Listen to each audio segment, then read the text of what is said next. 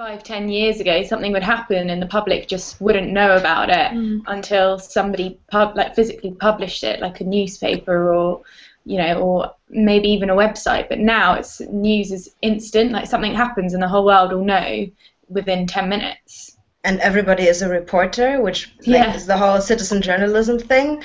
Everyone can post whatever they want on any platform and reach everyone, which cuts out a lot of the journalistic work that used to happen in front of TV news at night, and we all used to wait to know what's going on in the world and sit together with the family. All of that is cut out by social networks, which ultimately leads us to have less connection really between human beings and the real world, I think. And then you've got all of these little spin-off social networks that have started, and they've started as app-based social networks, just for smartphones, that are only available on smartphones. They're the ones that are kind of pushing the boundaries of social interaction. Snapchat, which is just for instant humour or sharing at a moment.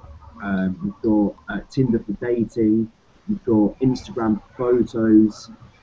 So the kind of trend in social networking is to split up into specialist different apps rather than this sort of monopoly in social networking. Compared to Facebook, I would say Snapchat is a much more intimate social networking app, because you are directly addressing someone that you want to speak to, and you're sharing with them an exact moment. I can't be bothered to join Instagram purely because there's Twitter to keep up with, there's Facebook to keep up with, there's loads of other social networking things that you need to update, just to try and, I don't know, is it to get likes, or is it just to keep, in the loop with your friends?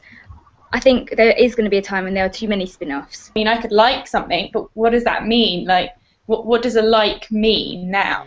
Social media needs to be regulated because it's become so much part of our lives, and when something is part of our lives to that extent, it does need some sort of regulation. I think if you give the tools for censoring the internet into the hands of the government, you're going to lose out on a lot of public sphere that actually the internet only just created for us, and that we're all using with things like Pressa, like we're doing right now here, because we're doing the same thing, discussing something in the public for everyone to hear without our views being censored, whereas before we wouldn't have that platform.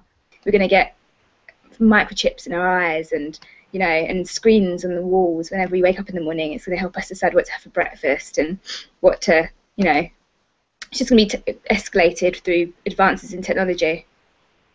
Totally, I think. Quite scary prediction from Joe.